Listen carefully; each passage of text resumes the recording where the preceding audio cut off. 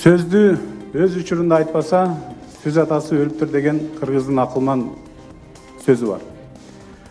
Ар бир нерсени карап атканда, айтып атканда элибиз турат, баасын берет сөзсүз. Биз артты карап, тарыхты карап бүгүн чечим чыгарсак болмок. Бирок тилекке каршы туура эмес жол менен дагы деле баратабыз. Кече күнү эл башка нерсени талап кылган. Эмне үчүн ушул аянтка келди? Эмнени талап кылды дегенди эстебей туруп, бир уч адам кайра топтолуп алып чечим кылып баратабыз. Өмүрбек Чиркешевичтин сөзүн баамдап карап окуп туруп жооп берип койгум келет. Конституция туура. Ушул учурда Өмүрбек Чиркешевичти конституциянын атасы деп ушул жерде сөз бердиңиздер. Эми кече күнү президент ушул Өмүрбек Чиркешевич жазган конституцияга колун коюп ант бербесе болбойт дегенден алыс болушубуз керек. Мыйзамда жол бар, аны парламент бекитип бергенбиз, мыйзам жолунда алып аткарылыш керек. Экинчиден, аталган конституцияда көптөгөн чекиликтер, мыйзам бузуштар бар. Толук кандуу элдин ишеничине, элдин бүгүнкү талабына жооп бербейт. Аны болуп аткан ыңкылап көрсөтүп атат. Үчүнчүдөн, ошол Өмүрбек Чиркешевичтин басып өткөн жолун карап көрсөк, эмне өзгөрдү? Эгерде ушул конституция туура болсо, кечеги толкунда болбойт эле. Кечеги нараачылык болбойт эле. Эми ушул нерсеге алып баргандагы мына биздин аксакалдарыбыз, биздин депутаттар. Мына ошол жерде кече күнү мына парламентте жүрүп, Өмүрбек Чиркешевич мына арабызда отурат, бирок 3 жолу өкмөттү отставкага кетирди. 3 жолу. Эмне үчүн? Атамбаев менен келишпестиктер бар үчүн. Себеп дегенде учурунда эл убактылуу өкмөттү башкарышып, өзүнө ылайыкташтырып жазышып, кийин пикир келишпестен талкаланып, бүгүнкү акыбалыбыз ушул. Чындыкты айтыш керек. Бүгүн биздин талап жаштарга берели деген талап болуп атат. Өмүрбек Чиркешевичтен консультация алса болот, бирок Өмүрбек Чиркешевич бүгүн башкача маселени айтыш керек эле ушул жерден. Урматтуу туугандар, урматтуу эл журт, бул конституция өзүн актабады. Эгер актаса, кечеги толкунда болбойт эле. Бүгүн келгиле, жанакы шашкалактап бул мыйзамды өткүзө калып, эртең күнү дагы ушул эле форма менен элди парламентке келип толтурбастан, элге жаңы мүмкүнчүлүк түзүп берели. Элдин бүгүн үмүтү, элдин бүгүн талабы 120 депутат көп. Таныңыз айтып берели деген маселе турат. Ушул 120 депутат болуш керек деген аталган конституцияда жазылып турат. Бул каралган маселе. Экинчиден, парокту чүрүп берели. 3% кылайлы, же 5% кылайлы. Фондду чүрөлү. Анан форма 2-ны жоготолу. Ошентип туруп, ири отуруп, түз кеңешип туруп, чечим кабыл алалы деген бул жерде пикир болуп атат. Анан кече күнү, бүгүнкү күнү бул маселе жок, капталдан чыга калып, иш жасаган токтоткула сураңыз. Ошол жаманбы, жакшыбы? Кече күнү эл астына ант бергенбиз деп атабыз.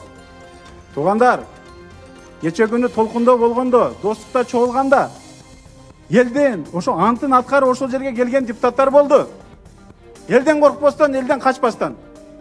Качып, кече күнү инне кирип кеткен депутаттар бүгүн келип алып туруп бул жерден элдин атынан сүйлөгөндө жан дүйнөң өрттөнөт. Ай туугандар, правовой полеге киргизгенге эмне бүт аракеттерди жасадык. Башка жолу жок эле. Башка жолу экинчи революцияда каралган убактылуу өкмөттү жарыялаш керек эле. Ошо правовой полеге киргизген үчүн ошол жерде 61 депутат элден коркпостон барып чүрүп бербедикпи правовой полеге? Дагы эмне кайсыл жакка кетип атабыз? Бүгүнкү күнү резиденцияга жанакы коргонуу ичине кирип алып туруп, дагы жең ичинен иш жасап атабыз. Эл түшүнбөйт буну. Эл кабыл албайт.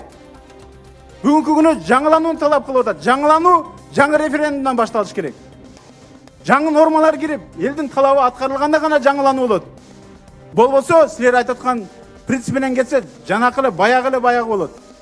Талабында астыңкы партиялардан каралган маселеде астыда жанакы эле бирдиктен, бештиктен, ондукта турган депутаттар келет. Ал норманы да карап чыгыш керек. Партийный система кылсак, партийный ичинен элге укук бериш керек. Биринчи номерде келеби же 120 орында турган келеби ел чечиш керек партиянын ичинде дагы. Элге кенен мүмкүнчүлүк бериш керек. А силер эски эле системаны бир аз жыл мастап туруп жиберели деп атпайсыңарбы? Мына ушундай маселе болуп атат. Туугандар, урматтуу коллегалар. Тарыхта мындай учурлар биргелет. Бизде азыр уникалдуу мүмкүнчүлүк турат. Чогуу биригип, бир жакадан баш, бир жеңден кол чыгарып, ушул системаны жакшылап отуруп туруп, аягына чейин карап, бизде эч ким шаштырган жок. Эл күтүп атат. Конституциянын долбоорун чыгарып, кандай система болот? Пропорционалдуу же одномандаттуу элге мүмкүнчүлүк берели. Эл тандасын аны. Биз туруп алып туруп эски системаны айдаган болбойт. Эски адамдар өзүн акташ үчүн болсо дагы эски системаны колдойт. Бирок жаңылануу бизден көз караштуу. Биз жаңыланабыз десек, анан жаңыланат. Мына ошондо маселе болуп атат. Урматтуу туугандар, келгиле. Эртеңки күнү дагы толкунда болот болбосо. Элдин үнүн угушка мен силерди чакырам. Ири отуруп, түз кеңешип, конституцияны карап, чечим чыгаралы. Рахмат. Урматтуу депутаттар. Азыр Өмүрбек Чүркешевич чыгып айтты. Мен ар бир депутаттын кыйшайганынан эле билем деп. Урматтуу Өмүрбек Чүркешевич, сиз өзүңүз билесизби дейт. Өзүңүздүн портретиңизди бир карап көрдүңүз беле? Сиз бүгүн бизди кыргыздарды түркмөндөргө менен теңеп, түркмөндөр менен коркутуп атасыз. Биз коркуу системасынан өтүп кеткенбиз. Коркуу жок бизде. Кыргыздар төрөлгөндө коркуу системасы өлүп калды. Сизге айтарым ушул. Сиз бизди кыргыздарга, түркмөндөргө теңеп, анан тиге теңеп, буга теңеп антпеңиз. Биз кыргызбыз. Биз Манастын тукумубуз. Процедурну сүйлөсөңөр. Биз азыр коркуудан өткөнбүз. Биз шаша турган эчтекебиз жок. Биз бүгүн Кыргыздын келечегин түзө турган бир жакшы бир конституцияны кабыл алышыбыз керек. Шашпайлы. Мен азыркы Садыр Наркожоевич айтып кетким келет. Урматтуу Садыр Наркожоевич, сиз Ысык көлдүн кичүү мекениңиз Ысык көл. Ысык көлдө бир Кыргыздын түбүн түптеп кеткен бир атыбыл болгон. Ал Кыргыздын макалында бар.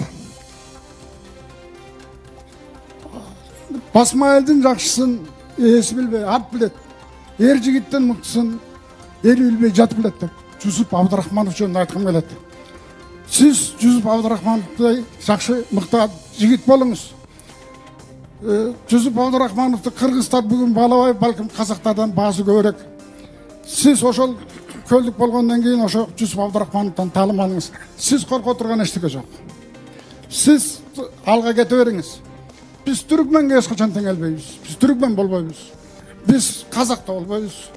Биз өзбек да болбойбуз. Биз кыргызбыз. Бизди урматтуу Өмүрбек Чүркешевич түркмөндөргө теңебеңиз.